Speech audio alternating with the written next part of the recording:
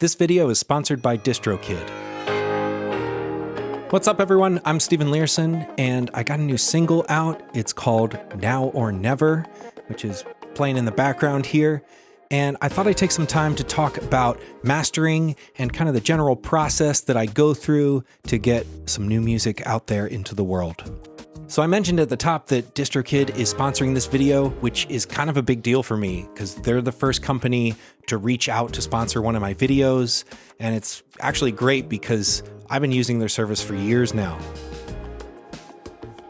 Way back in 2014, I was starting a record label. I was getting ready to release an album. I also had no idea what I was doing, but my wife directed me to an article on Ari's Take, which did an in-depth comparison of all the different distribution companies. And when we looked at them all, it turned out DistroKid was the best choice for us. So I'll put a link to the article down in the description, but here are a couple of reasons why we went with DistroKid.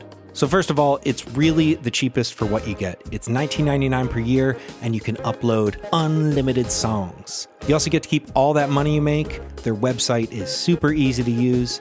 They send your lyrics to iTunes and all the other streaming services. They give you reports on how your tracks are doing, and they're gonna put your music on over 150 services like Spotify, iTunes, TikTok, and all these other ones. They also gave me a hookup to share with you. If you go to distrokid.com/VIP/Learson, you get 7% off your first year. And I'll put a link in the description below so you can save some money. But before I get my music distributed, first I gotta make it loud. But not too loud. Well, how loud should it be? The thing is, there's so many different streaming services, and they all have slightly different requirements for loudness. And I'll go over these differences in a minute, but first, let's just make sure we're all on the same page about what loudness really means. If you pull up a spectral analysis plugin like iZotope's Ozone 7, you're going to see all these numbers. And well, for a while, I didn't know what any of them meant. And if you look in the upper left-hand corner, there are two rows of numbers, the green row and the white row. The green row on top measures peak loudness, while the row on the bottom measures RMS. Peak measures the highest level the audio produces. For instance, like a snare drum has a high peak. And then we have RMS, which measures the average level. So while a snare hit has a high peak, a sustained power chord on a guitar has a high average volume.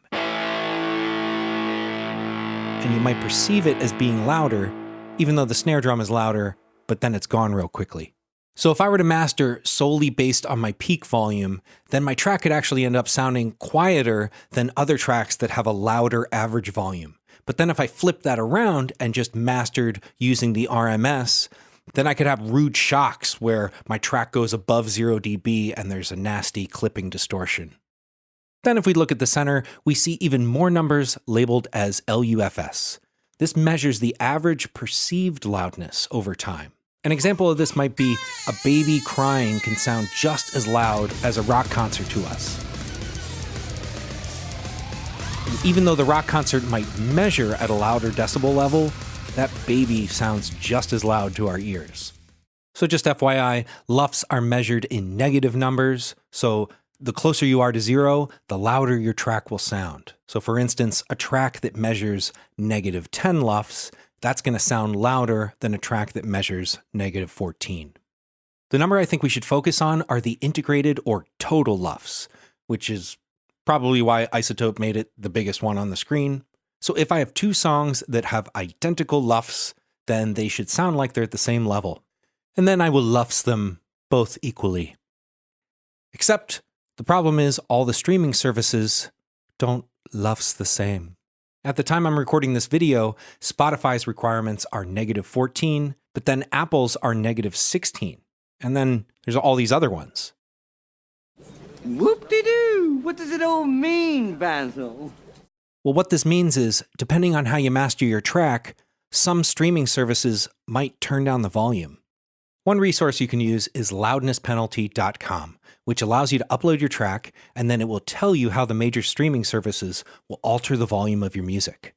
So for instance, if I drop my latest single in, I see that Spotify will turn up my track by 1.4 dB, iTunes will turn it up by 1, and Pandora will turn it up 1.8. Maybe I should make another master that's louder. So I mastered my track a little bit louder. And if I drop it in, I see Spotify will turn it down 1.4 dB, and Pandora and Deezer will turn it down 1 dB. But what I can do is a little test. If I drop both tracks into a new session, I'll turn the first mix up 1.4, and I'll turn my second mix down 1.4. And then I can listen to them side by side and decide which one I like better. In some cases, I'll prefer the softer mix that has more dynamics.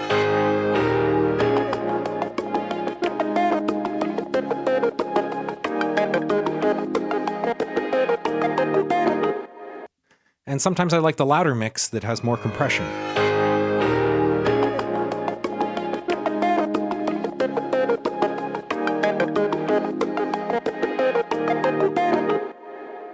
And deciding which one I prefer is really going to come down to personal taste. In this case, I'm opting for the softer, more dynamic mix. So I think the takeaway is that you really want to end up with a master that sounds good to you. And while LUFS are a good tool, you don't want them to be more important than your greatest asset, your ears. So I hope you check out my new single. I'm using a cool new feature from DistroKid called Hyperfollow. And what it does is it puts your track on a custom page, and then it has links to all the different streaming services. So I'll put a link to that down in the description, and then if you click on it, you can use whichever store or streaming service you prefer. And if you like this video, please subscribe, ring that notification bell, let me know what you think in the comments, and I'll be back next Monday with something new for you. All right, we'll see you.